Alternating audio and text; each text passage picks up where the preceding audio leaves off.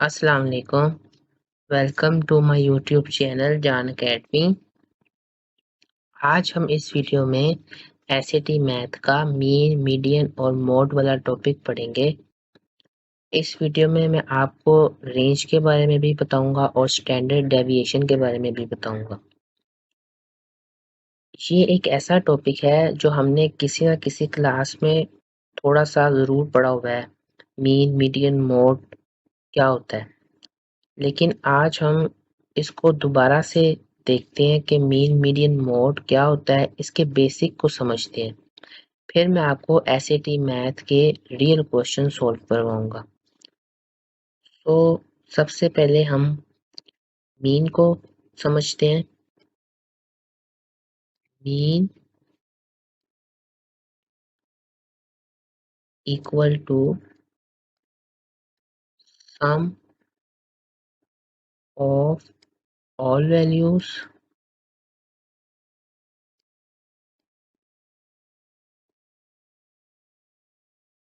Divided by total values. मैं आपको example भी दूंगा ताकि आपको समझ आ जाए कि मीन किसको कहते हैं।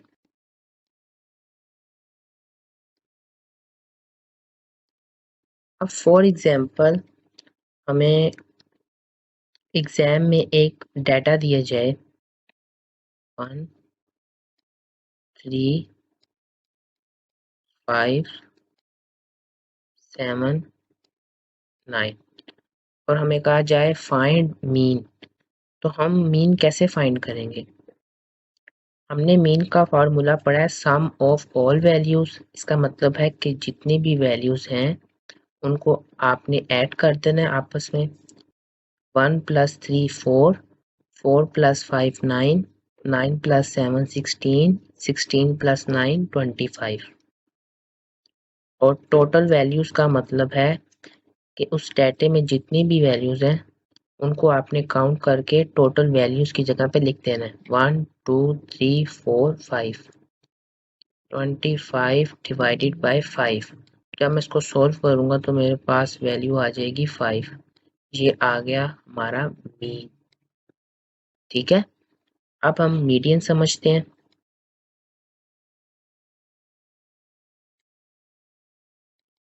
मीडियन कहते हैं मिडल वैल्यू को। डाटे के अंदर जो मिडल वैल्यू है वो मीडियन है।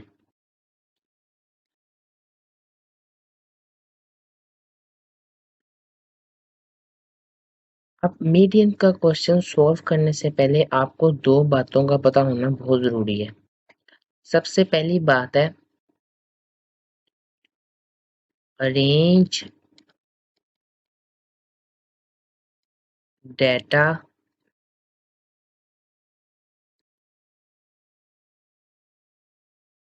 In ascending order. इस लाइन का मतलब ये है कि आपको जो भी डेटा दिया गया है आपने उसे सबसे पहले अरेंज करना है। अगर आप उसे अरेंज नहीं करेंगे तो आपका मीडियन सही फाइंड नहीं होगा। और इसकी जो दूसरी बात है वो है इसका फॉर्मूला। हमने मीडियन फाइंड करने के लिए जो फार्मूला यूज करना है अब हम वो पढ़ते हैं। अगर तो आप डेटा की वैल्यूज को काउंट करें और वो इवन हो तो आपने फॉर्मूला यूज करना है n डिवाइडेड बाय 2। और अगर आप डेटा की वैल्यूज को काउंट करें तो आपका जो नंबर है वो ओड हो तो आपने फॉर्मूला यूज करना है n+1 डिवाइडेड बाय 2। अब मैं आपको एग्जांपल के जरिए समझाता हूँ व्हाट इज मीडियन। अब एक हमारे पास डेटा है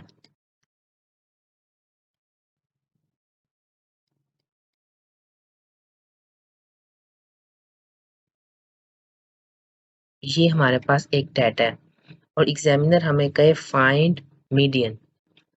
तो अब हमने मीडियन कैसे फाइंड करना है। आपके माइंड में ये होगा कि मिडल वैल्यू, तो आप कहेंगे 5 इज हमारा मीडियन है, लेकिन 5 हमारा मीडियन नहीं है। सबसे पहले मैंने आपको ये बात बताई, arrange data in ascending order, mean हमने इस डेटा को अरेंज करना है छोटे से बड़ी वैल्यू तक, 1 3 5 7 9। ठीक है, हमने अब डेटा को अरेंज कर लिया। अब मैंने आपको बताया था कि आपने डेटा की वैल्यूज को काउंट करना है, 1 2 3 4 5। 5 ऑड होता है, तो हम यहाँ पे ये वाला फार्मूला यूज करेंगे, n प्लस 1 डिवाइडेड बाय 2। अब n क्या है, हमने जो वैल्यूज काउंट की हैं, जितनी भी वैल्यूज हमने काउंट की हैं वो हमने n की जगह पर लिखना है। 5 हमने वैल्यूज काउंट की थी, 5 प्लस 1 डिवाइडेड बाय 2।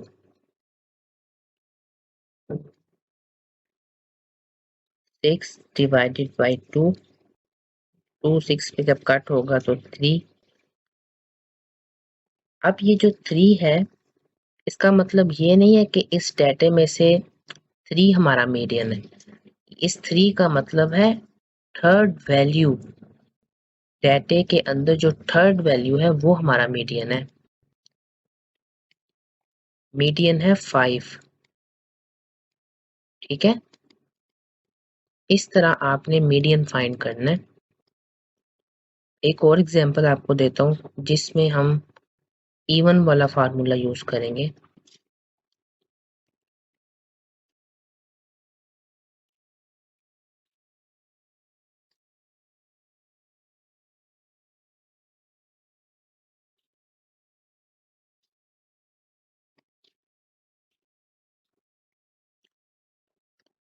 अब ये हमारे पास एक डेटा है, सबसे पहले हम इस डेटा को अरेंज करेंगे इन असेंडिंग ऑर्डर, 2 3 4 5 7 9। हमने डेटा को अरेंज कर लिया। अब हम डेटा की वैल्यूज को काउंट करते हैं, 1 2 3 4 5 6। 6 वैल्यूज हैं, 6 इवन होता है। अब हम यहाँ पे ये वाला फार्मूला अप्लाई करेंगे, n divided by 2। n total values को कहते हैं, हमने अभी काउंट किया था 6 वैल्यूज की डेटा के अंदर, 6 डिवाइडेड बाय 2, 3 आ गया। अब 3 का मतलब है डेटा के अंदर थर्ड वैल्यू, हमारा मीडियन है 4। मैंने आपको मीडियन इवन वाले फार्मूले से भी करके दिखा दिया और ऑड वाले फार्मूले से भी। सबसे बड़ी जो बात है ना मीडियन में, अगर डेटा अरेंज नहीं है ना तो आप मीडियन कभी भी फाइंड नहीं कर सकते। ये फार्मूला सबको आता है, लेकिन बच्चे मीडियन के क्वेश्चन सॉल्व करते वक्त ये रूल भूल जाते हैं कि हमने उसको अरेंज भी करना है। तो आपने इस बात को हरगिज नहीं भूलना। अब हम मोड समझते हैं।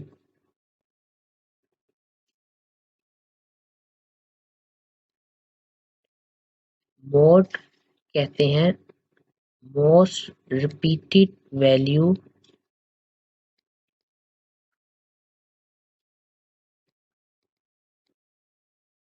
इसका मतलब ये है कि डेटा में जो वैल्यू सबसे ज्यादा रिपीट हो रही है वो हमारा मोड होता है।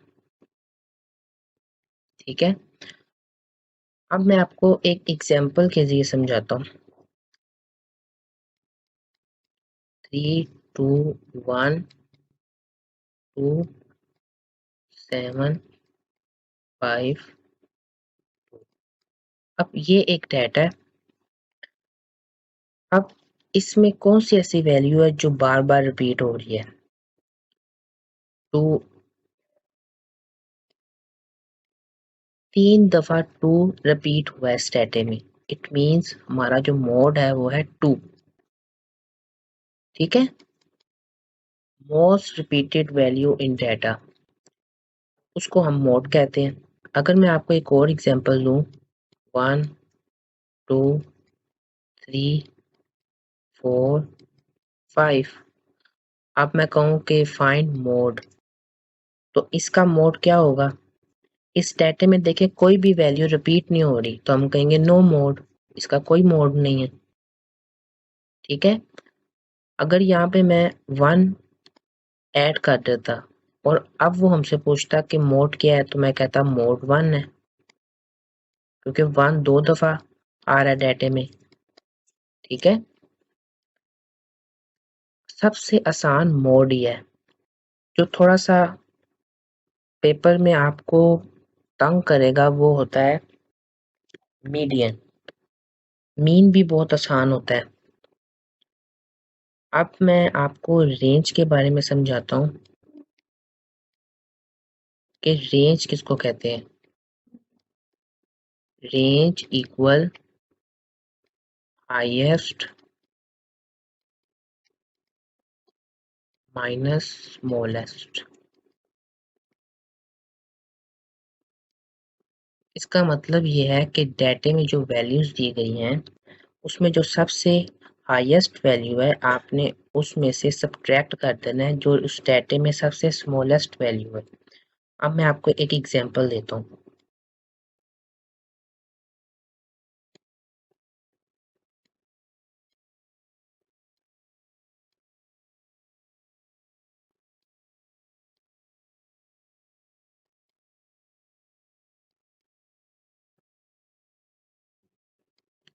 अब ये एक डाटा दिया गया, अगर एग्जामिनर हमें कहे फाइंड रेंज, तो हम रेंज कैसे फाइंड करेंगे? इस डाटे में सबसे जो हाईएस्ट वैल्यू है वो है 200 और जो सबसे स्मॉलेस्ट वैल्यू वो है 20। 200 माइनस 20, हमारे पास रेंज आ गई 180। ठीक है, इस तरह आपने रेंज फाइंड करनी। अब मैं आपको एसएटी मैथ में जो रियल क्वेश्चंस आते हैं मीड मीडियन मोड के, अब मैं आपको वो समझाता हूँ। क्वेश्चन नंबर 1 सॉल्व करते हैं।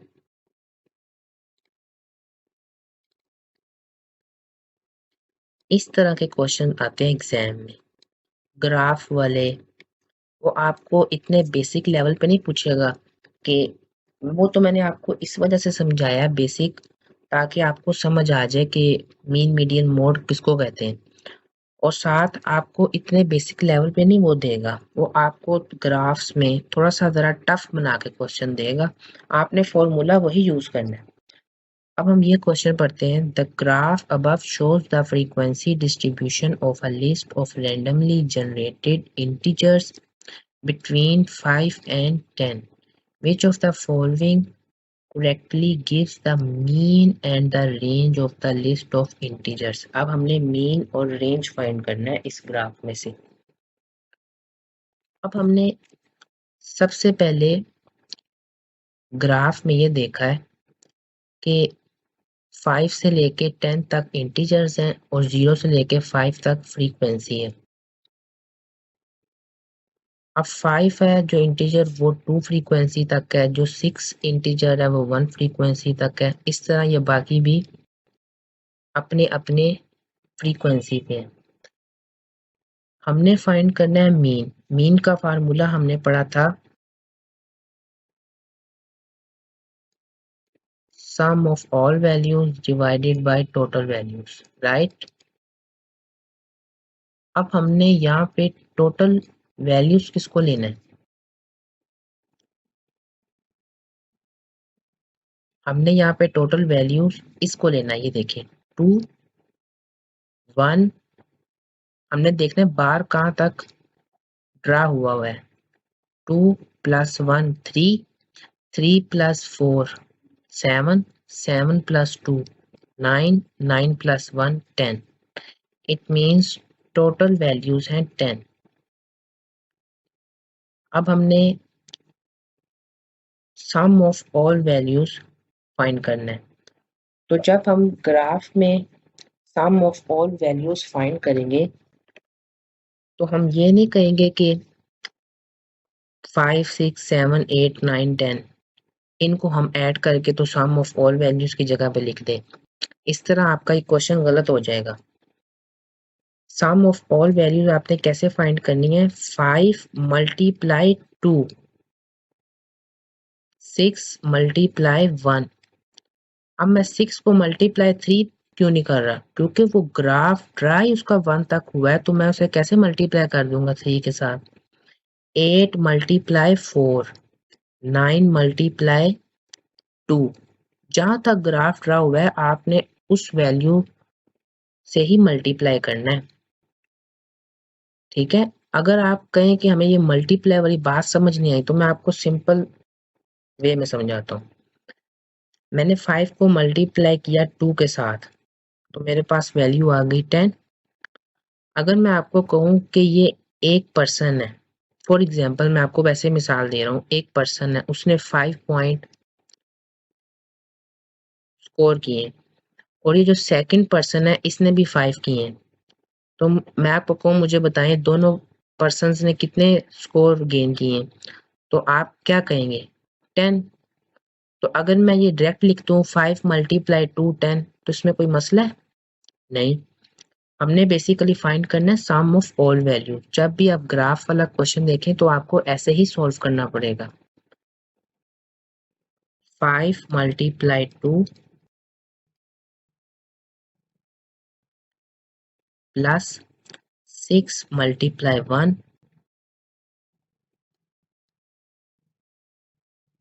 प्लस, अब 7 मल्टीप्लाई 0 करने का कोई फायदा नहीं है क्योंकि 0 ही आना है। 8 मल्टीप्लाई 4, ये शुरू में मुझे भी समझ नहीं आते थे, लेकिन मैं आपको 5-6 क्वेश्चन इसके करवाऊंगा तो आपको मुकम्मल समझ आ जाएगी कि हमने कैसे सॉल्व करने हैं इस तरह के क्वेश्चन। प्लस, अब प्लस मैं क्यों लगा रहा हूँ? आपको याद होगा मैंने मीन में आपको समझाया था कि सम ऑफ ऑल वैल्यूज मीन डाटे में जितनी भी वैल्यूज हैं आपने उनको ऐड कर देना है। इस वजह से यहाँ पे मैं ऐड का साइन लगा रहा हूँ। 9 मल्टीप्लाई 2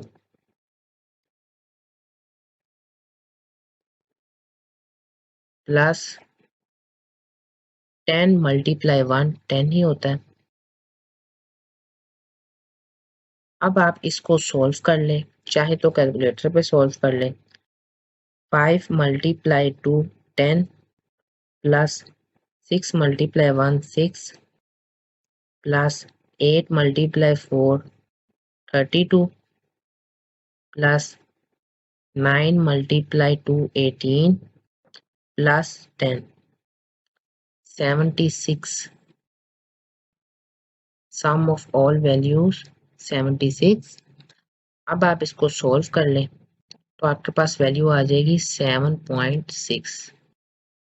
ये देखें मीन इक्वल 7.6 ऑप्शन ए में भी है और बी में भी है। इट मीन सी और डी रॉन्ग है।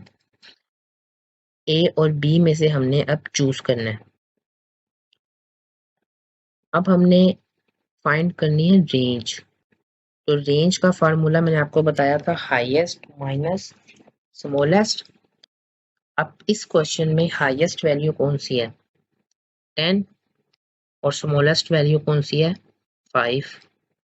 10 minus 5 equal to 5। Range 5 option B is correct. ठीक है, आई होप आपको ये क्वेश्चन समझ आ गया होगा। नेक्स्ट क्वेश्चन सॉल्व करते हैं।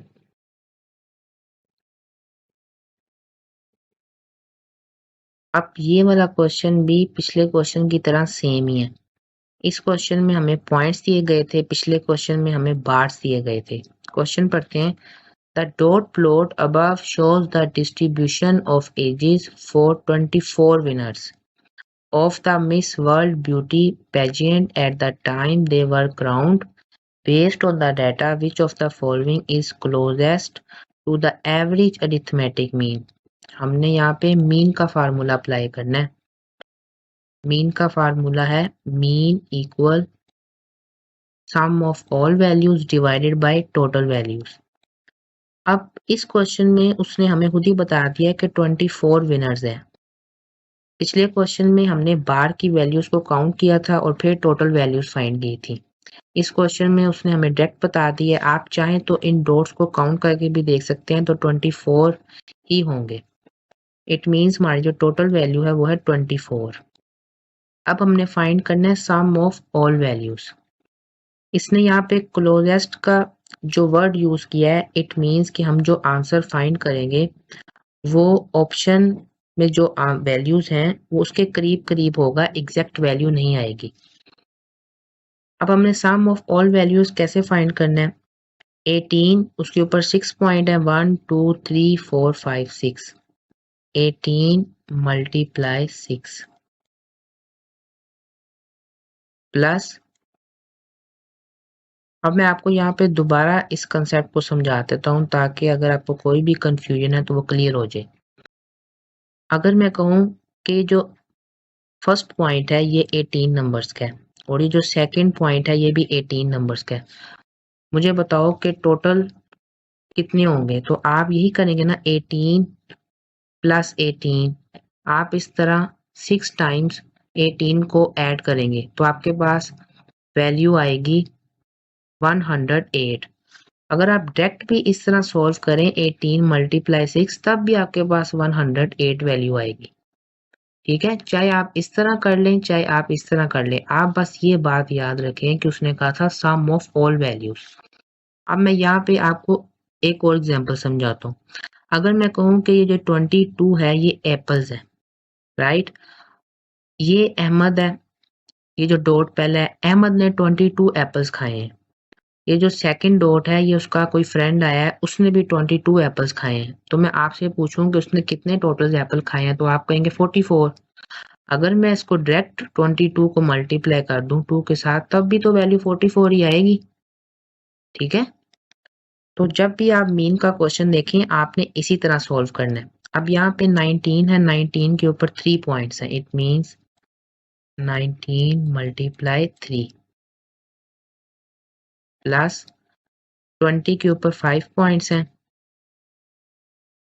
20 मल्टीप्लाई 5 प्लस 21 के ऊपर 4 पॉइंट्स हैं, 21 मल्टीप्लाई 4 प्लस 22 के ऊपर 2 पॉइंट्स हैं, 22 मल्टीप्लाई 2 प्लस 23 के ऊपर 3 पॉइंट्स हैं, प्लस 24 के ऊपर 1 पॉइंट है।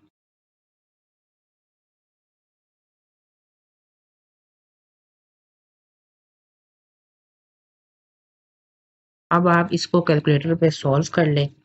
जब आप कैलकुलेटर पे सॉल्व करेंगे तो आपके पास वैल्यू आएगी 486। सम ऑफ ऑल वैल्यूज है 486। अब जब मैं इसको सॉल्व करूंगा 486 को डिवाइड करूंगा 24 पे तो मेरे पास वैल्यू आ जाएगी 20.25। ये आ गया मेरा राइट आंसर। अब आप ऑप्शंस में देखें तो आपको 20.25 कहीं पे भी नहीं मिलेगा, लेकिन 20 मिलेगा। इस वजह से उसने ये वर्ड यूज किया था क्लोजेस्ट, कि आपको करीब करीब वैल्यू मिलेगी, एग्जैक्ट वैल्यू नहीं मिलेगी। Option B is correct. हम सी को इस वजह से चूज नहीं कर सकते क्योंकि वो थोड़ा सा ऊपर है। 20 को हमने इस वजह से चूज किया क्योंकि वो इसकी रेंज में आ रहा है, राइट? नेक्स्ट क्वेश्चन सॉल्व करते हैं।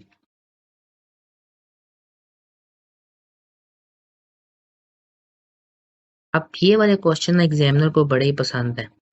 आप देखेंगे कि इस तरह क्वेश्चन जरूर आया हुआ है। क्वेश्चन पढ़ते हैं, the table above shows the scores for Jay's first 7 math quizzes. अब ये 7 मैथ क्विज़ेस हैं। Which of the following are true about his scores. अब हमने बेसिकली इन 3 स्टेटमेंट्स को चेक करना है। फर्स्ट स्टेटमेंट है the mode is greater than the median. क्या मोड की वैल्यू ग्रेटर है मीडियन से?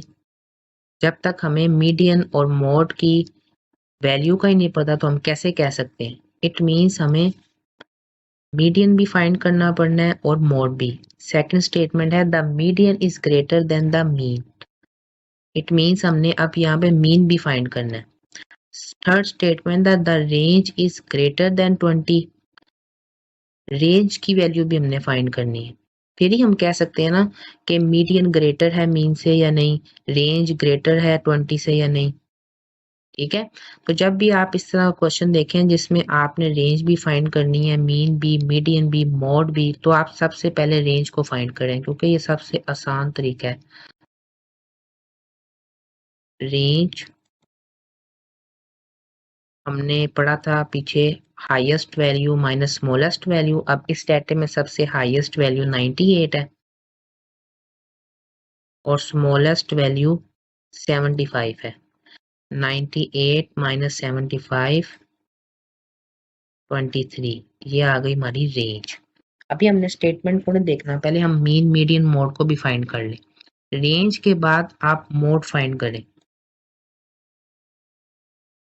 ये सीक्वेंस ज्यादा आपके लिए बेस्ट रहेगा, आप चाहें तो जो मर्जी पहले फाइंड कर सकते हैं। अब मोड का मतलब होता है मोस्ट रिपीटेड वैल्यू।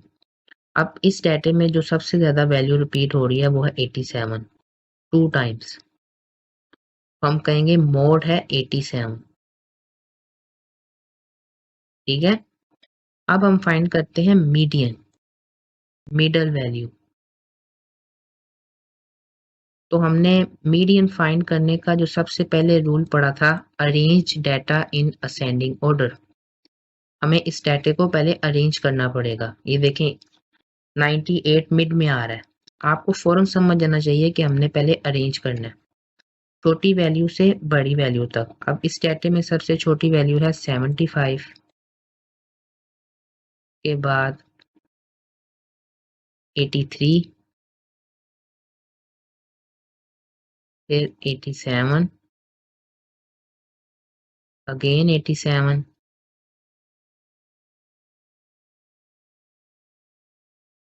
के बाद 90, फिर 91 और फिर 98। ये हमने डाटे को अरेंज कर लिए। अब हम वैल्यूज काउंट कर लेते हैं। 1 2 3 4 5 6 7 वैल्यूज हैं। 7 आपको पता है ऑड होता है, तो हम यहाँ पे फार्मूला अप्लाई करेंगे n plus 1 divided by 2, 7 plus 1 divided by 2, 8 divided by 2, 4। It means इस डाटे में जो फोर्थ वैल्यू है वो हमारा मीडियन है। राइट, मीडियन आ गया हमारे पास 87। अब हम मीन फाइंड कर लेते हैं। मीन का फार्मूला आपको पता है, sum of all values divided by total values. अब इधर उसने हमें ना डॉट्स दिए ना ग्राफ दिए, कुछ भी नहीं दिया, ना बार्स हैं यहाँ पे, तो हमने इसको सोल्व वैसे ही करना है जैसे हमने पीछे मीन के क्वेश्चनों को सोल्व किया। इसमें थोड़ी सी कैलकुलेशन आ जाती है, आप कैलकुलेटर यूज कर सकते हैं। 87 multiply 1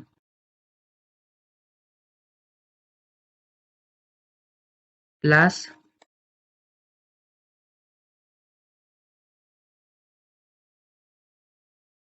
75 multiply 2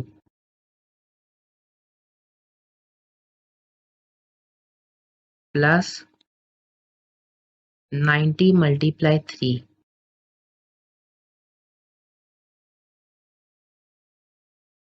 plus 83 multiply 4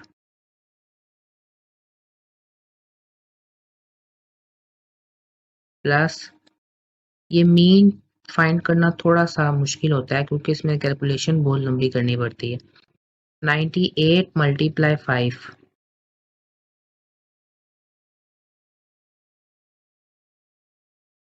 plus 87 multiply 6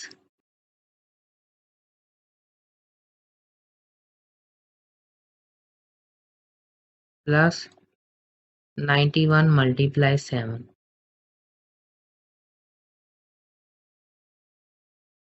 ठीक है, sum of all values divided by total values. अब हमने यहाँ पे टोटल वैल्यूज 7 नहीं लेना। आपको याद होना चाहिए पिछले क्वेश्चन में हमने टोटल वैल्यूज कैसे ली थी, हमने काउंट किए थे डॉट्स। अब इधर उसने डॉट्स नहीं दिए, उसने वैल्यूज दिए हैं, तो आपने इन सब को ऐड करना है। 1 + 2 3, 3 + 3 6, 6 + 4 10, 10 + 5 15, 15 + 6 21, 21 + 7 28। मीन्स टोटल वैल्यूज हैं 28। अब आप इसको कैलकुलेटर पे सोल्व कर लें। 87 × 1 + 75 × 2। मैं इसको खुद कर लेता हूँ, आप भी अपने कैलकुलेटर पे इसको सोल्व कर लें।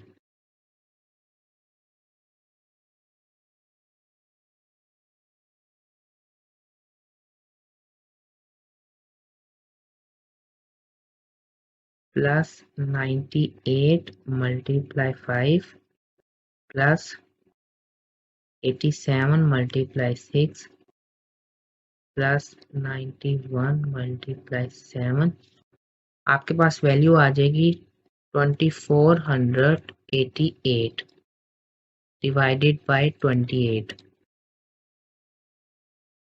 तो आपके पास वैल्यू आ जाएगी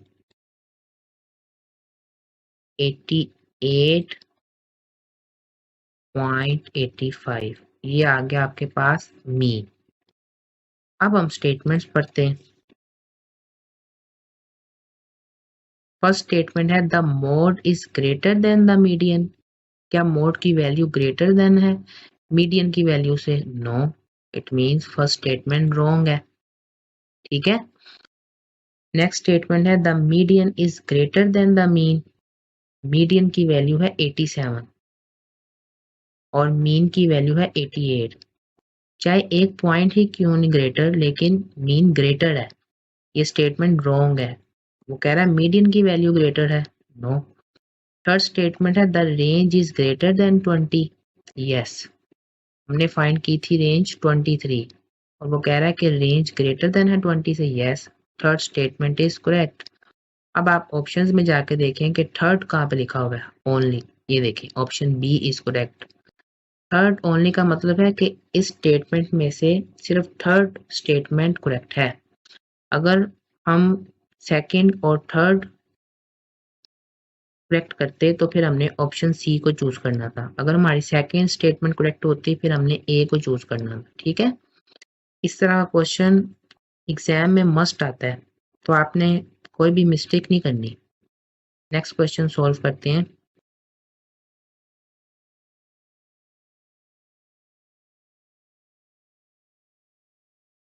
क्वेश्चन पढ़ते हैं the table above list the number of calories in each of Mary's last 10 meals. अब ये आप ऊपर काउंट करेंगे तो 10 ही होंगे। 1 2 3 4 5 6 7 8 9 10। If a 900 calorie meal that she had today is added to the values listed, which of the following statistical measures of the data will not change? तो आपको पता ही क्या कह रहा है स्टेटमेंट में? वो कह रहा है कि अगर मैं एक 900 वैल्यू और ऐड कर दूं तो कौन सा ऐसा स्टैटिस्टिकल डाटा है जो चेंज नहीं होगा, विल नॉट चेंज। वो ये नहीं कह रहा विल चेंज, वो कह रहा है विल नॉट चेंज। अब ये देखें, हमने मीडियन को भी चेक करना है, मोड को भी और रेंज को। हमने यहाँ पे मीन को चेक नहीं करना। ठीक है।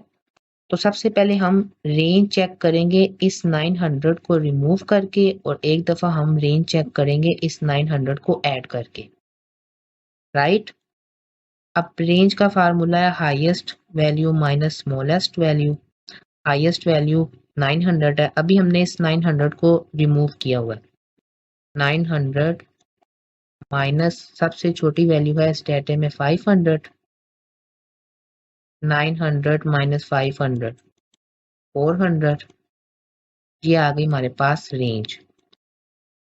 अब अगर हम इस 900 को ऐड कर दें तो फिर भी हमारे पास तो रेंज 400 ही आएगी। ये देखें, 900 हाईएस्ट वैल्यू है और स्मॉलेस्ट वैल्यू फिर 500 है। जब मैं इस 900 को ऐड कर भी दूंगा मेरे पास रेंज तो फिर 400 ही आएगी। It means range will not change। ठीक है, अब हम मोड चेक करते हैं, मोस्ट रिपीटेड वैल्यू। पहले हम इस 900 को रिमूव कर देते हैं और देखते हैं कि इस डाटा में हमारा क्या मोड होगा। 550 4 टाइम्स रिपीट हो रहा है, देखिए 1 2 3 4, इट मीन्स हमारा जो मोड है वो है 550। अगर मैं इस 900 को ऐड कर दूं तो 900 2 टाइम्स रिपीट हुआ, लेकिन 550 तो फिर 4 टाइम रिपीट हो रहा है, मेरा मोड फिर 550 ही आएगा। It means mode will not change, right, mode भी चेंज नहीं हुआ। अब हमने मीडियन को चेक करना है, मिडल वैल्यू। हमने यहाँ पे डाटे को अरेंज नहीं करना क्योंकि उसने पहले ही अरेंज किया होगा, ये देखें। ठीक है, हमने पहले इस 900 को रिमूव करके वैल्यूज को काउंट करना है। तो 10 वैल्यूज है, 10 इवन होता है, हमने यहाँ पे फार्मूला अप्लाई करना है n divided by 2। 10 divided by 2 5। It means इस डाटे में जो फिफ्थ वैल्यू है वो हमारा मीडियन है, 550 आ गया हमारा मीडियन। अब मैं अगर इस 900 को ऐड करूंगा तो मेरे पास वैल्यूज कितनी हो जाएंगी, 11। ठीक है, पहले 10 वैल्यूज थी, 900 को ऐड किया तो अब 11 वैल्यूज हैं, 11 होता है ऑड।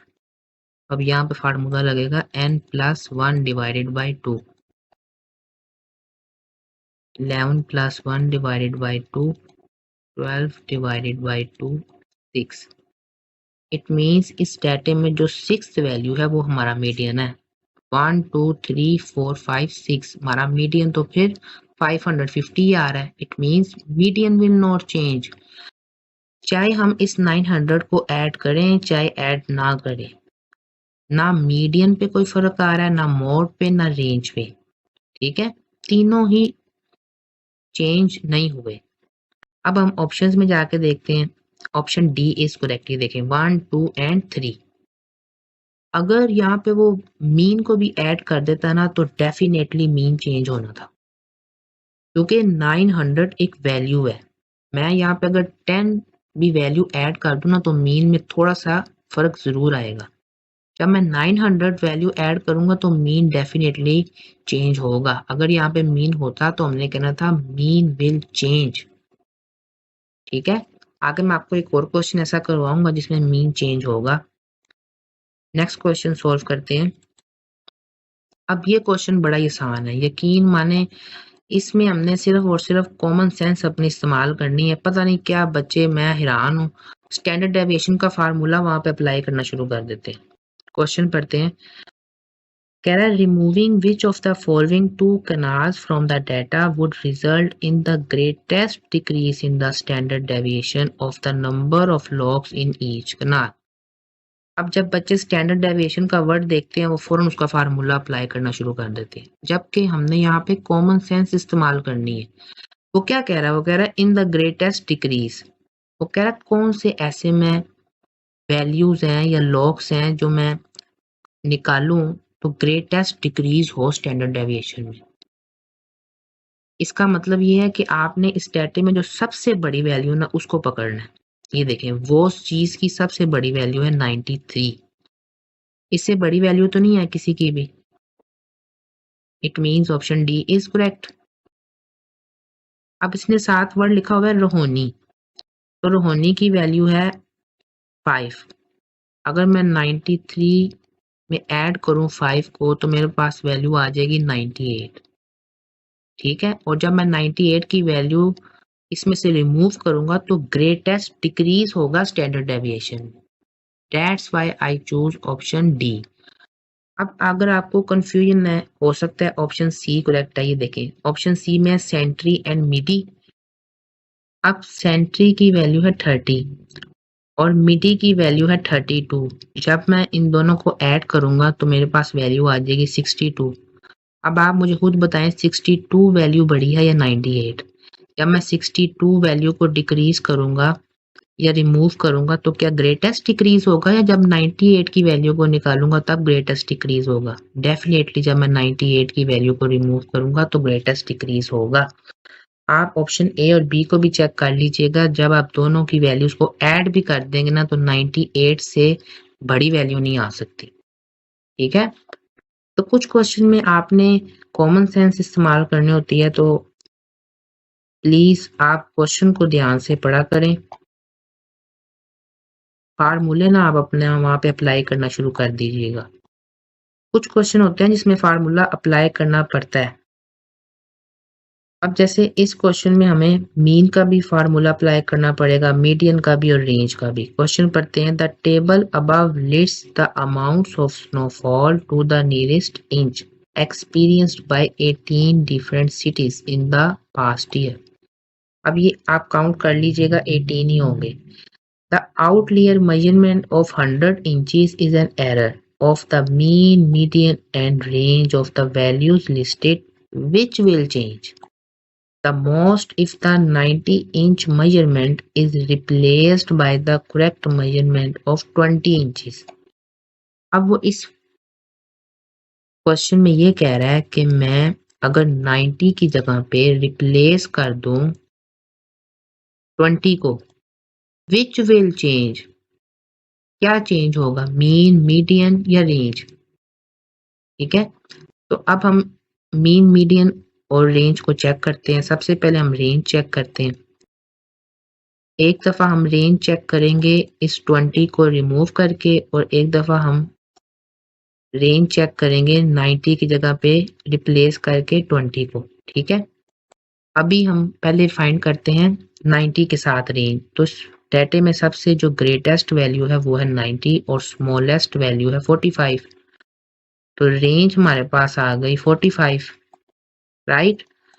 अब हम रेंज फाइंड करते हैं, इस 90 की जगह पे रिप्लेस कर देते हैं 20 को।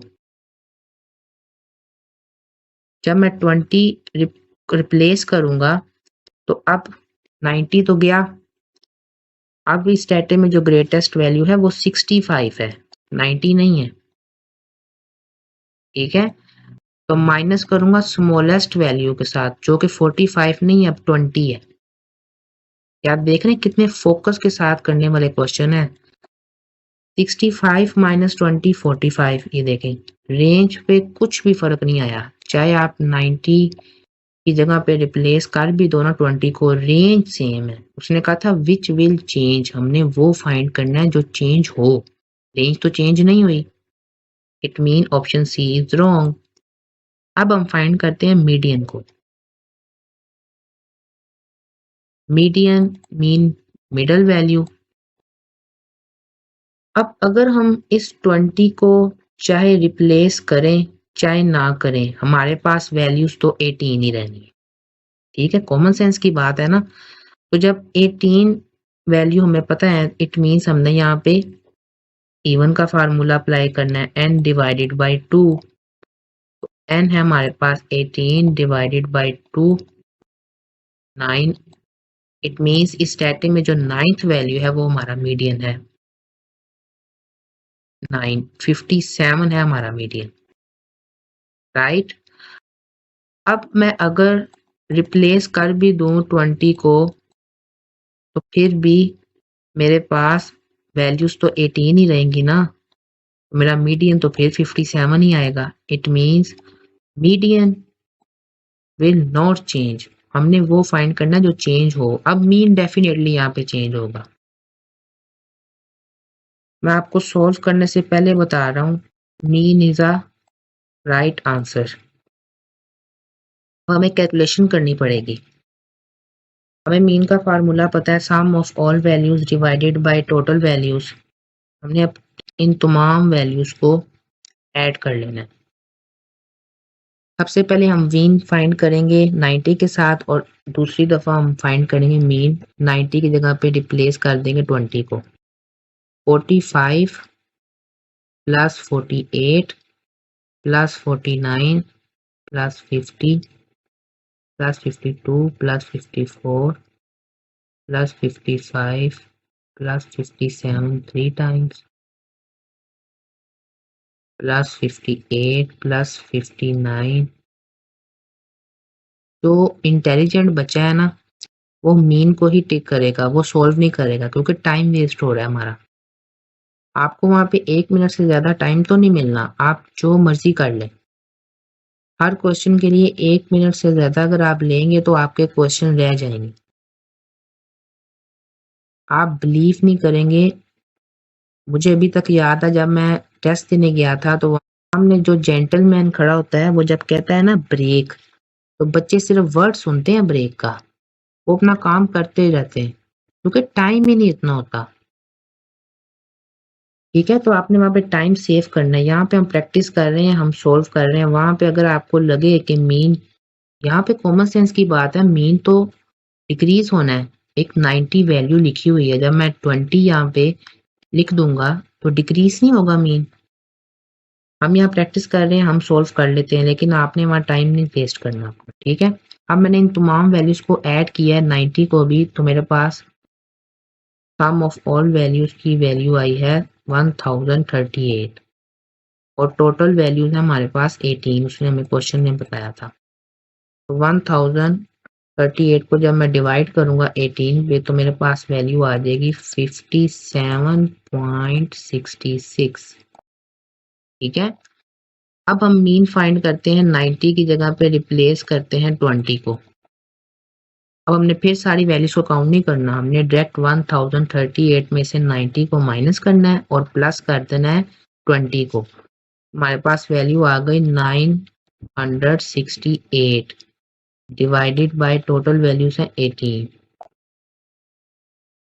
आपके पास वैल्यू आ गई 53.77। ये देखें, डिक्रीज हो रही है ना मीन की वैल्यू।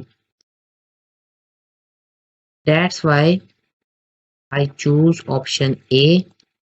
मैंने आपको पहले ही कह दिया था कि मीन डिक्रीज होगा, डेफिनेटली होगा। ठीक है, तो वहां पे अपना टाइम आपने सेव करना है। अगर आपको जरूरत पड़े कि यार नहीं मुझे चेक करना चाहिए, तब करें, फजूल नहीं आपने टाइम वेस्ट करना। Mean is a right answer, option D wrong है। वो कह रहा है none of them will change. अगर मीन भी चेंज ना होता तो फिर मैं कहता option D is correct. Mean change हो गया, उसने कहा था which will change, right. Next question solve करते हैं।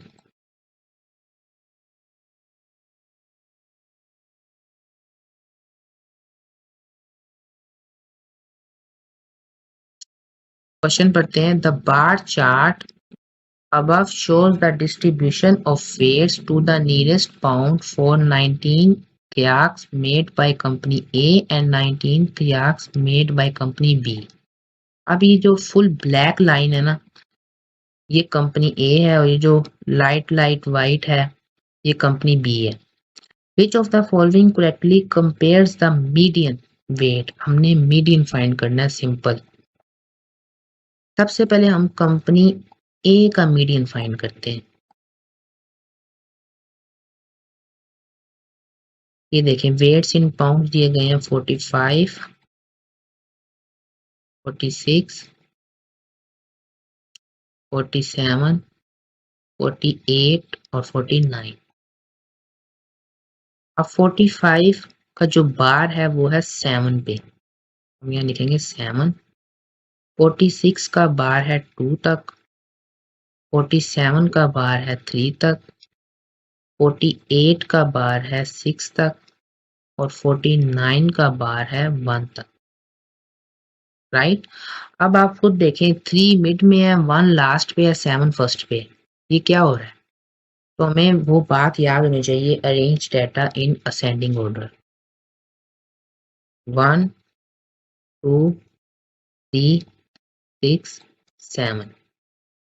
ठीक है, अब हमें पता है ये 5 वैल्यूज हैं, 5 ऑड होता है। हमने यहाँ पे फार्मूला अप्लाई करना है, n plus 1 divided by 2। 5 plus 1 divided by 2, 6 divided by 2। It means इस डाटे में जो थर्ड वैल्यू है वो हमारा मीडियन है। कंपनी ए का मीडियन है 3, राइट। अब हम कंपनी बी का मीडियन फाइंड करते हैं।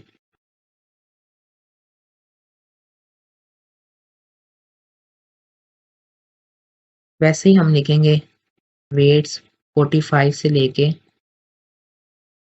45, 46, 47, 48, 49। अब 45 का जो कंपनी बी का बार है वो 1 पे है, 46 का 3 पे। 1, 3, 47 का बार है 6 तक और 48 का बार है 7 तक। 6, 7। 49 का बार है, ये देखें,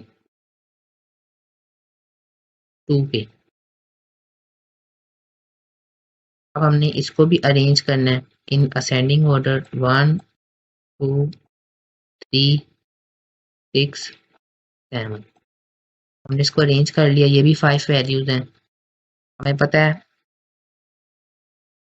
मीडियन का जो फार्मूला है जब 5 वैल्यूज हो तो होता है n+1 डिवाइडेड बाई 2। हमारे पास फिर वैसे ही थर्ड आएगा, मीन इस डेटे में जो थर्ड वैल्यू है वो हमारा मीडियन है। हमारा मीडियन कंपनी बी का भी 3 ही है, दोनों का मीडियन सेम आए, राइट। अब हम ऑप्शन देखते हैं।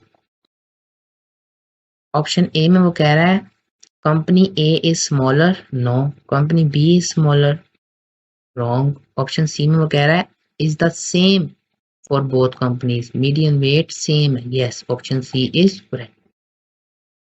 ठीक है, इस तरह आपने मीन, मीडियन, मोड जो मर्जी दे दे आपको एग्जामिनर, आपको बस तरीका आना चाहिए। अब मैं आपको ये जो क्वेश्चन सॉल्व करवाऊंगा ये बड़ा ही टेक्निकल है, इसमें कोई इतना आपने सॉल्यूशन तो नहीं फाइंड करना, इसमें थोड़ा सा आपने अपना माइंड यूज करना है। क्वेश्चन पढ़ते हैं। The histogram above shows the number of books read last year by 20 editors at a publishing company. Which of the following could be the median number of books read by the 20 editors? हमने median find करना है। अब हमें कहीं पे भी 20 editors नहीं दिखाई दे रही है, देखिए ये 0 है, ये 1 है, ये 2, ये 3, ये 4, ये 5। हमने इन बार्स की वैल्यूज को जब काउंट करेंगे ना तो हमारे पास 20 ही आएगा। ये देखें 3 + 5 8, 8 + 3 11, 11 + 4 15, 15 + 4 19, 19 + 1 20। ठीक है, अब हमने यहाँ पे अरेंज तो कोई करना नहीं है डाटा, डायरेक्ट हम फार्मूला अप्लाई करते हैं मीडियन का।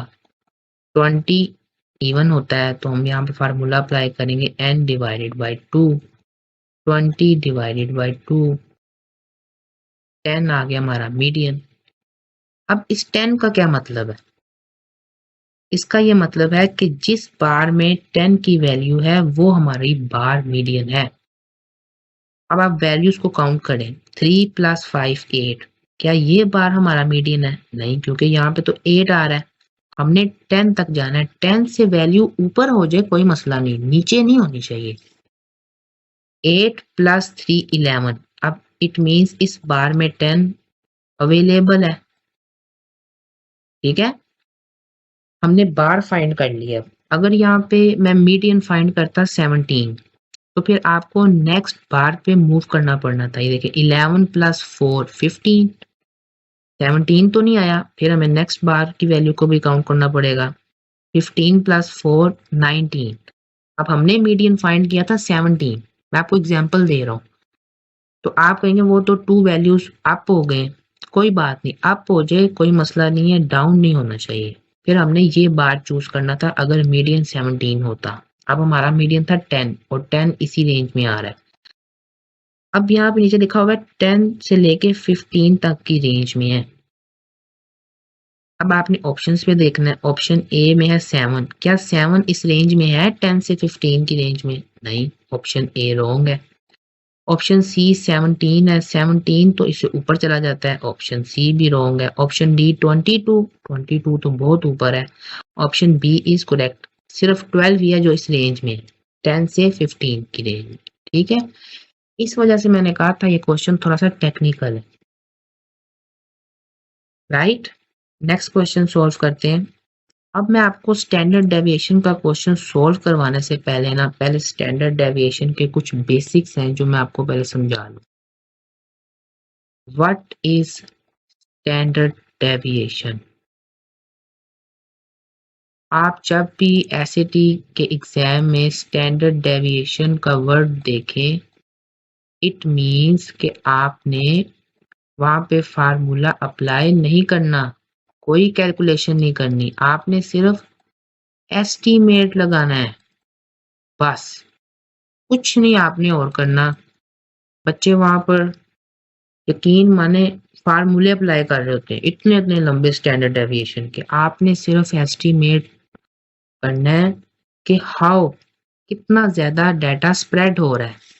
अब ये जो सेकंड वर्ड है स्टैंडर्ड डेविएशन में वो है स्प्रेड, हिलाओ। ठीक है, मैं आपको एग्जाम्पल के जरिए समझाता हूँ, आप परेशान ना हो। फॉर एग्जाम्पल एक लाइन है 1 2 3, 1 के ऊपर 1 पॉइंट है और 2 के ऊपर बहुत ज्यादा पॉइंट्स हैं, 3 के ऊपर 2 पॉइंट्स हैं। अब जब भी आप इस तरह का देखें ग्राफ तो आपने इस तरह उसको बनाने की कोशिश करनी है। ये देखें जैसे भी बने आपने बनाना है, राइट। एक और बनाता हूँ 1 2 3 4, 1 के ऊपर पॉइंट्स हैं, 2 के ऊपर पॉइंट्स हैं, 3 के ऊपर भी पॉइंट्स हैं, 4 के ऊपर 1। अब इसको भी हम इस तरह ड्रा करेंगे, ठीक है। अब मैं कहूँ कि ये कंपनी ए है और ये कंपनी बी है, मुझे ये बताओ कि किसकी स्टैंडर्ड डेविएशन लार्जर है और किसकी स्टैंडर्ड डेविएशन स्मॉलर है। तो आप कहेंगे जी ये 2 है, इसके ऊपर इतने ज्यादा पॉइंट्स हैं, एक माउंटेन भी बढ़ रहा है, कंपनी ए की स्टैंडर्ड डेविएशन हाई है और इसकी लो है क्योंकि इसके किसी भी पॉइंट पे इतने पॉइंट नहीं है, जबकि ये रॉन्ग है। ये एकेडमी वाले बात बच्चों को नहीं समझाते कि आपने ये देखना है कि कौन सा डाटा ज्यादा फैल रहा है। मैं मानता हूँ कि 2 के ऊपर काफी पॉइंट्स हैं, लेकिन देखिए 1 के ऊपर सिर्फ 1 पॉइंट है, 3 के ऊपर 2 पॉइंट्स हैं। इधर आप देखें 1 के ऊपर भी काफी अच्छे पॉइंट हैं, 2 के ऊपर भी हैं, 3 के ऊपर भी हैं, 4 के ऊपर भी 2 हैं। तो ये डाटा ज्यादा स्प्रेड कर रहा है। जिस बच्चे को इसकी समझ आ गई ना वो स्टैंडर्ड डेविएशन का किंग है। इट मींस कंपनी बी की स्टैंडर्ड डेविएशन हाई है, कंपनी ए की स्टैंडर्ड डेविएशन लो है क्योंकि वो स्प्रेड नहीं कर रहा। वो एक वक्त तो उसने बड़ी हाइप मारी है लेकिन वो फैल नहीं रहा, इधर वो फैल रहा है। देखें चाहे वो थोड़े थोड़े पॉइंट सही है लेकिन वो फैल रहा है। स्टैंडर्ड डेविएशन के क्वेश्चन में आपने यही बात याद रखनी है कि जो जितना ज्यादा स्प्रेड कर रहा है, जितना ज्यादा फैल रहा है, स्टैंडर्ड डेविएशन कहता है कि उसकी स्टैंडर्ड डेविएशन हाई है। और जिसका डाटा ज्यादा नहीं फैलता, सिर्फ एक हद तक बहुत ऊपर गया, तो स्टैंडर्ड डेविएशन कहता है कि उसकी स्टैंडर्ड डेविएशन लो है, स्मॉलर है। ठीक है, ये कंसेप्ट नहीं आपने बोलना। अब मैं आपको क्वेश्चन के जरिए समझाता हूँ और दिखाता भी हूँ कि किस तरह क्वेश्चन आता है एग्जाम में। ये देखें, या आपको ग्राफ दिया जाएगा या चार्ट। अब इस क्वेश्चन में उसने हमें चार्ट दिया, वो कह रहा है ये बस ए है और ये बस बी है, ठीक है। ट्रेवल टाइम्स और ये फ्रीक्वेंसी है, वो कह रहा है अगर वो 44 मिनट्स ट्रेवल करता है तो फ्रीक्वेंसी है 5, और अगर वो 45 मिनट्स ट्रेवल करता है तो फ्रीक्वेंसी है 10। बस बी में वो कह रहा है अगर वो 25 मिनट्स ट्रेवल करता है तो फ्रीक्वेंसी 5 है, और अगर वो 30 मिनट्स ट्रेवल करता है तो फ्रीक्वेंसी 10 है। आप देख रहे हैं 5 का डिफरेंस है। अब जो बच्चा एक्स्ट्रा ऑर्डिनरी है ना, उसको समझ लग गई है कि किसकी स्टैंडर्ड डेविएशन लार्जर है। लेकिन मैं आपको फिर भी समझाता हूँ, उसी तरह एक लाइन ड्रा करता हूँ 44 45 47 48। 44 के ऊपर 5 पॉइंट्स हैं, 5 के ऊपर 10 है, काउंट करने की जरूरत नहीं है, एक एस्टीमेट की तरह ही लगाएं। 47 के ऊपर 15 पॉइंट्स हैं, तो मैं 10 के पॉइंट से थोड़ा ऊपर ले जाता हूँ। 48 के ऊपर 10 पॉइंट्स हैं, ठीक है। अब हमने इसको ऐसे ड्रा कर दें। अब हम बस पी को भी इस तरह कर लेते हैं ड्रा। 25, 30, 35, 40।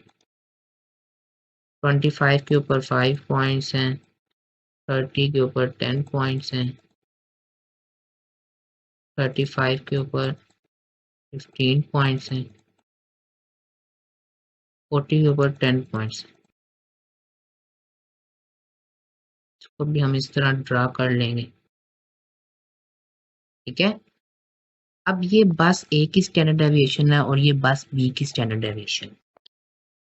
अब आप मुझे ये बताएं, बस ए की स्टैंडर्ड डेविएशन हायर है या बस बी की स्टैंडर्ड डेविएशन हायर है। आपने वो वर्ड याद रखना है स्प्रेड का, फिर आप फाइंड कर सकेंगे। इसमें सिर्फ और सिर्फ एक दफा 1 पॉइंट का डिफरेंस है, जबकि इधर 5 पॉइंट्स का डिफरेंस है हर बार। ये देखें 5 पॉइंट्स का डिफरेंस है, 25 से 30, फिर 30 से 35, फिर 35 से 40, ठीक है। अब आप मुझे बताएं कि बस बी की स्टैंडर्ड डेविएशन हाई है या बस ए की। डेफिनेटली बस बी की स्टैंडर्ड डेविएशन हाई है, क्योंकि ये ज्यादा स्प्रेड कर रहा है। हालांकि दोनों का सेम ग्राफ बनाइए देखें, लेकिन इसके अंदर फैलाव ज्यादा है। ये देखें 25 से 30, 30 से 35, 35 से 40। इसकी स्टैंडर्ड डेविएशन लार्जर है, इसकी स्टैंडर्ड डेविएशन लो है, क्योंकि ज्यादा फैल नहीं रहा, ये एक एक पॉइंट फैल रहा है। अब मैं आपको एक एग्जांपल समझाता हूँ ताकि आपको कभी भी स्टैंडर्ड डेविएशन का कंसेप्ट ना भूले। आपका एक फ्रेंड है, वो आपके पास आया, वो कहे यार मैंने ना $100 इन्वेस्ट किए स्टॉक में, तो मुझे आज ना $1 का प्रॉफिट हुआ है, ठीक है। तो आप अपने माइंड में सोचेंगे अब इसके पास $101 है। वो आपको फिर नेक्स्ट डे आके कहे मुझे $1 का प्रॉफिट हुआ है, तो आप अपने माइंड में कहेंगे इसके पास अब $102 है। वो आपको थर्ड डे आके फिर कहे कि मुझे $1 का प्रॉफिट हुआ है, तो आप कहेंगे अब इसके पास $103 है, ठीक है। अब आपके पास ये एक आपका दोस्त है और वो आपको कहता है कि मैंने $100 इन्वेस्ट किए हैं, तो मुझे $5 का प्रॉफिट हुआ है। तो आप कहेंगे वाह, इसके पास तो ज्यादा प्रॉफिट आया। फिर वो आपको नेक्स्ट डे आके कहे कि मुझे $5 का प्रॉफिट हुआ है। थर्ड डे वो आपको आके फिर कहे मुझे $5 का प्रॉफिट हुआ है, तो आप क्या कहेंगे? जो मैंने जिसको रोजाना $5 का प्रॉफिट हो रहा है, आप यही कहेंगे ना कि यार ये ऊपर जा रहा है, ये अरूज पे जा रहा है, जबकि ये भी प्रॉफिट अर्न कर रहा है, लेकिन ये इतना ज्यादा नहीं कर रहा, इस बंदे से ये थोड़ा कर रहा है, आप कहेंगे ये थोड़ा नीचे है, ठीक है। इसी तरह मैं आपको स्टैंडर्ड डेविएशन का ये कंसेप्ट समझाना चाहता हूँ। ये पॉइंट्स जरूर है, मैं मानता हूँ, लेकिन ये इतना स्प्रेड नहीं कर रहा, ये स्प्रेड ज्यादा कर रहा है। इसी वजह से इसकी स्टैंडर्ड डेविएशन हाई थी और इसकी स्टैंडर्ड डेविएशन लो थी। अब हम ऑप्शन में जाकर देखते हैं। ऑप्शन ए में वो कह रहा है the standard deviation of travel time for bus A smaller. Yes, option A is correct. Bus A की स्टैंडर्ड डेविएशन स्मॉलर है, बस बी की स्मॉलर नहीं है, क्योंकि वो स्प्रेड ज्यादा कर रहा है। ऑप्शन बी रॉन्ग है। ऑप्शन सी में वो कह रहा है सेम। अब कुछ बच्चे ऑप्शन सी को ही टिक करेंगे, वो कहेंगे कि यार दोनों का ग्राफ सेम बन रहा है, यहाँ पे भी 5 है, 10 है, 15 है, 10 है, इधर भी ऐसे है, सेम है, जबकि वो इसको भूल जाएंगे और स्प्रेड का वर्ड टोटली भूल जाएंगे। ऑप्शन सी भी रॉन्ग है, क्योंकि सेम कैसे हो सकता है।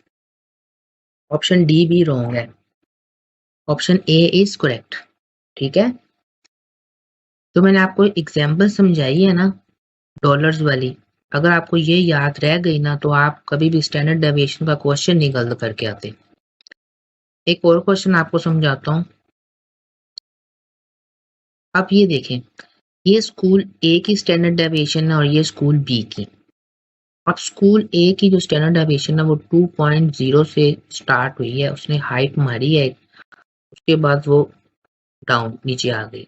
आप इधर देखें, इसने ना कोई हाइप मारी है, ये एक ग्रोथ उसने 0.0 से ही पकड़ी हुई है। ये देखें, ये देखें, ये स्प्रेड कर रहा है। इसका 0.0, 0.5, 1.0, 1.5 4 पॉइंट्स के एम्प्टी हैं, जबकि इसका कोई भी पॉइंट एम्प्टी नहीं है, चाहे एक एक पॉइंट ही है लेकिन है जरूर। इस वजह से हम कहेंगे स्कूल बी की स्टैंडर्ड डेविएशन लार्जर है, स्कूल ए की स्टैंडर्ड डेविएशन लो है, क्योंकि ये स्प्रेड नहीं कर रहा, ये स्प्रेड कर रहा है, ये ज्यादा फैल रहा है। ठीक है, अब आपको समझ लगी होगी, option A is correct. The standard deviation of the GPAs in school A is smaller, school B smaller no, school A and B same no. ठीक है, मैं आपको दोबारा रिपीट कर देता हूँ। स्टैंडर्ड डेविएशन के क्वेश्चन में जो ग्राफ ज्यादा फैल रहा है हम कहेंगे कि वो लार्जर है, हाई है, और जिसका डाटा ज्यादा नहीं फैल रहा, एक हद तक फैला है, हम कहेंगे कि उसकी स्टैंडर्ड डेविएशन लो है। बस आपने ये बात याद रखनी है। ठीक है, स्टैंडर्ड डेविएशन के मैंने आपको सिर्फ 2 ही क्वेश्चन सॉल्व करवाने थे, क्योंकि हमने इसमें सिर्फ एस्टीमेट लगाना होता है, हमने वो समझ लिया। राइट, अब मैं आपको स्टेटमेंट वाले क्वेश्चन सॉल्व करवाता हूँ। स्टेटमेंट वाले क्वेश्चन में भी हमने मीन, मीडियन और मोड का फार्मूला ही अप्लाई करना है। ठीक है, पहले हमने ग्राफ वाले क्वेश्चन किए, क्योंकि वो बहुत ही ज्यादा इम्पोर्टेंट है। इन क्वेश्चन के आने के चांसेस 50% होते हैं। ठीक है, क्वेश्चन पढ़ते हैं।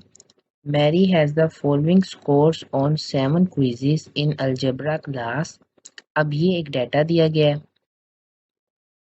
What was the median score of all of her algebra quizzes? हमने मीडियन फाइंड करना है।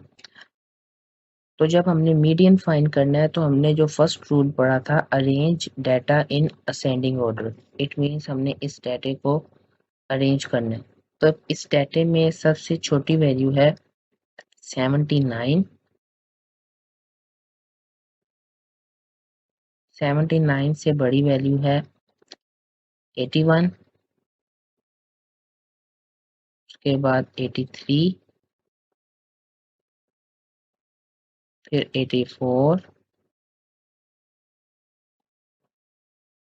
87, 87 आप देखें 2 दफा है, ये देखें एंड 87, तो हम 2 दफा लिख देंगे। ये उसने 2 दफा पता है क्यों लिखा है? आपको कंफ्यूज करने के लिए।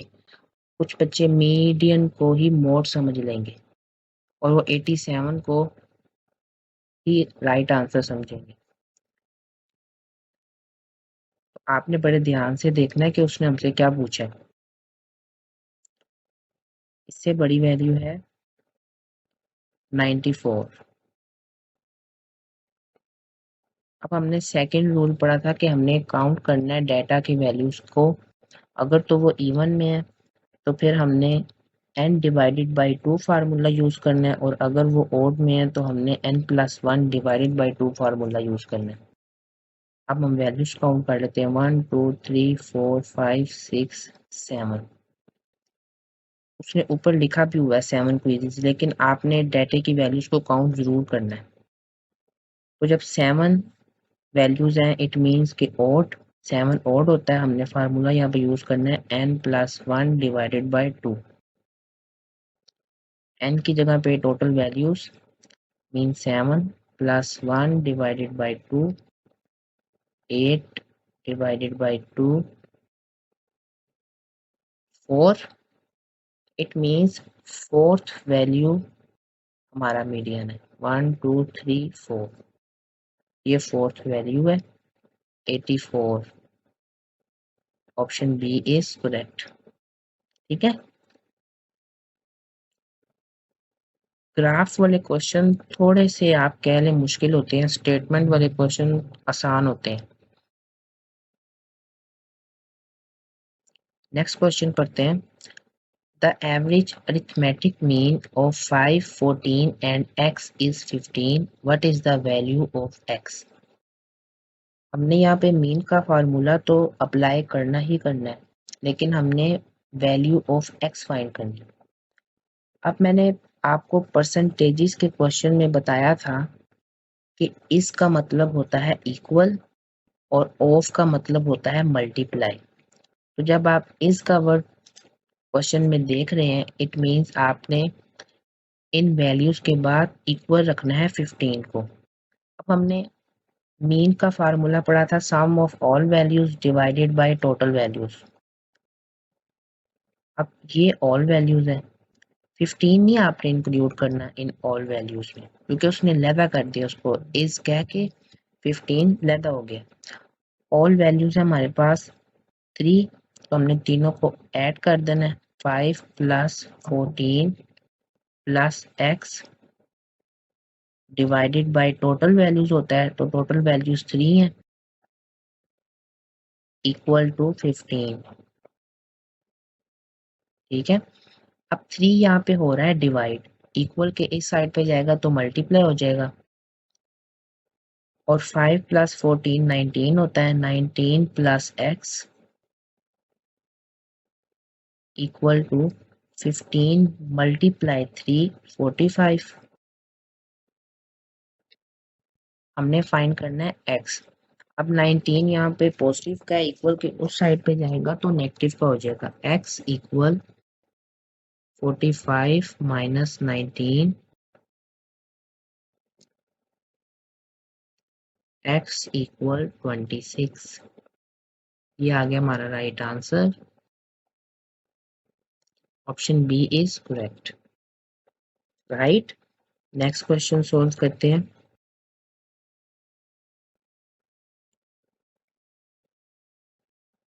ये क्वेश्चन भी बिल्कुल पिछले क्वेश्चन की तरह सेम है। क्वेश्चन पढ़ते हैं, if the average of 3a 4a and 5a is equal.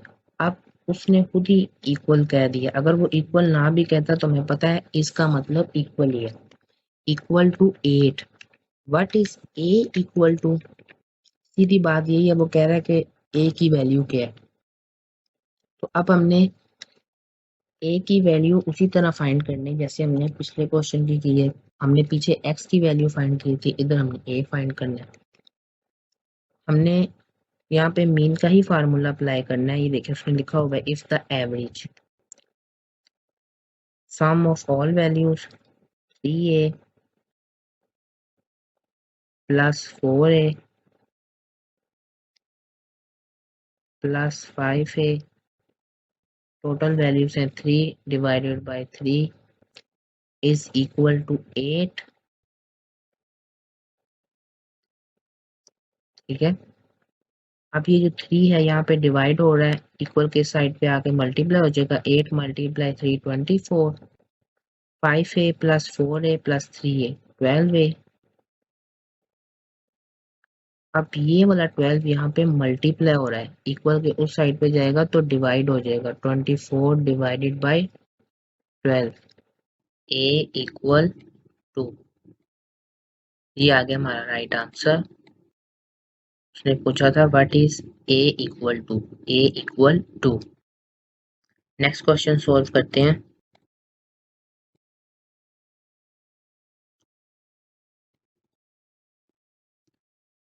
Question पढ़ते हैं, if the average arithmetic mean of 2x and y is, इसका मतलब है equal 3, what is the value of x plus y। अब इस question में आप देख रहे हैं उसने अरिथमेटिक मीन ब्रैकेट में दिया हुआ है, और इस क्वेश्चन में उसने अरिथमेटिक मीन का वर्ड यूज ही नहीं किया। तो जब वो एवरेज का वर्ड यूज कर रहा है तो आपने समझ जाना है कि मैंने यहाँ पे मीन का ही फार्मूला अप्लाई करना है। तो मीन का फार्मूला होता है sum of all values, it means 2 plus X plus Y. अब ये 3 वैल्यूज हैं, it means total values 3 equal to 3। अब 3 यहाँ पे डिवाइड हो रहा है, इक्वल के साइड पे जाएगा तो मल्टीप्लाई हो जाएगा, 3 मल्टीप्लाई 3 9।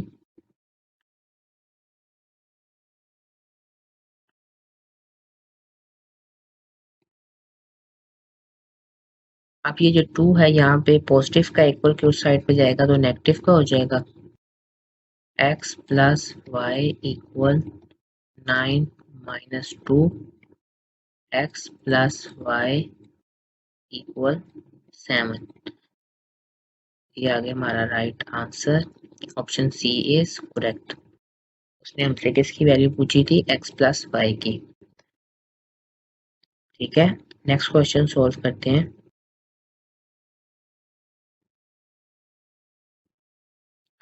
अब ये क्वेश्चन पिछले तमाम क्वेश्चनों से थोड़ा डिफरेंट है, लेकिन इसमें हमने तरीका वही अपनाना है जो हमने ग्राफ वाले क्वेश्चन में अपनाया था। ये इस टॉपिक का सेकंड लास्ट क्वेश्चन है। क्वेश्चन पढ़ते हैं। On an algebra final exam, class A has an average score of 90 with 10 students. Class B has an average score of 85 with 20 students. When the scores of class A and B are combined, what is the average score of class A and B?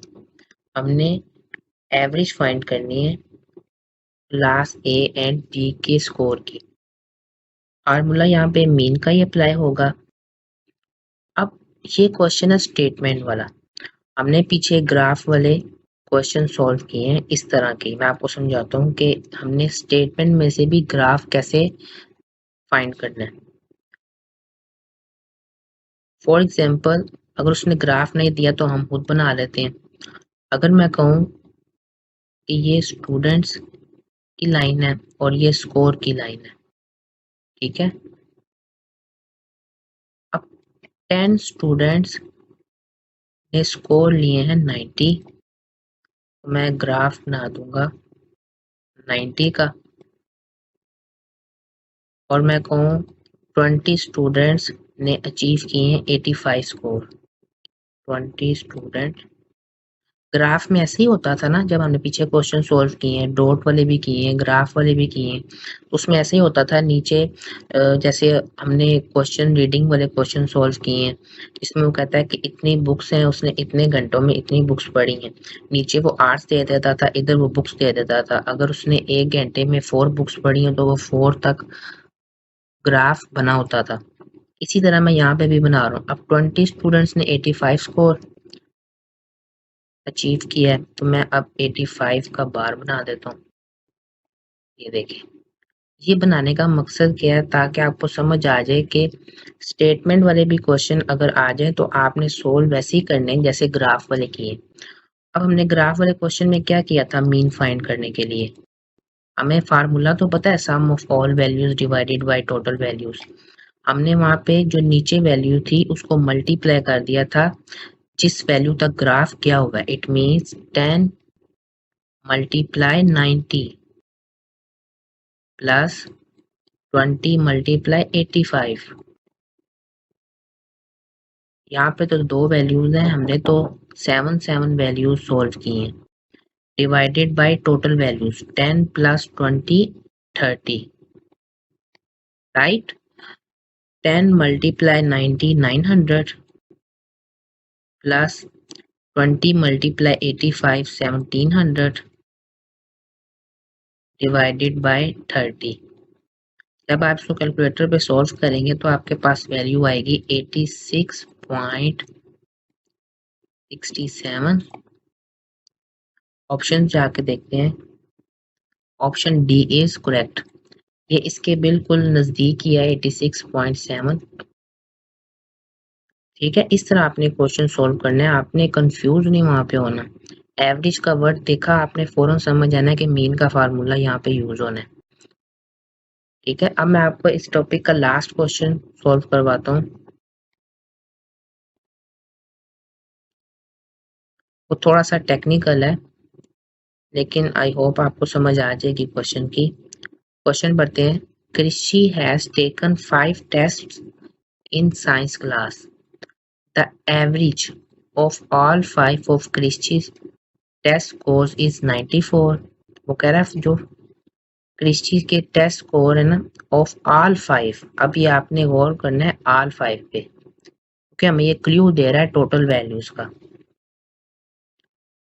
उसने कहा है कि कृषि के जो test score हैं 5, उसकी जो एवरेज है वो 94 है। The average of her last 3 test score is 92। और वो कह रहा है जो उसके लास्ट 3 टेस्ट स्कोर हैं उसकी एवरेज है 92। What is the average of her first 2 test scores. अब हमने एवरेज फाइंड करनी है उसके फर्स्ट 2 टेस्ट स्कोर्स की। इसने यहाँ पे बहुत से हिंट दिए हैं आपको, ये देखें। इज, इसका मतलब क्या है, इक्वल, राइट। 5 का मतलब है टोटल वैल्यूज। अब इस क्वेश्चन को आपने कैसे सॉल्व करना है मैं आपको बताता हूँ।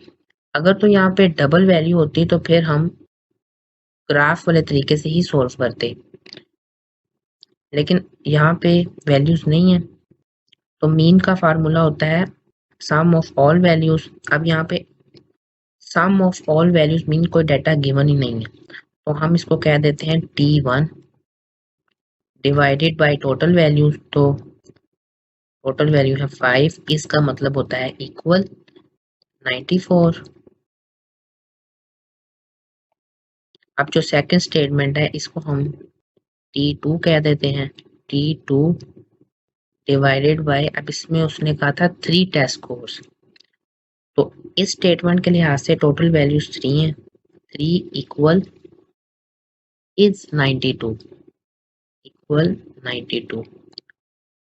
अब जब आप 5 को मल्टीप्लाई करेंगे 94 के साथ तो आपके पास वैल्यू आ जाएगी 470, ठीक है। T1 equal 470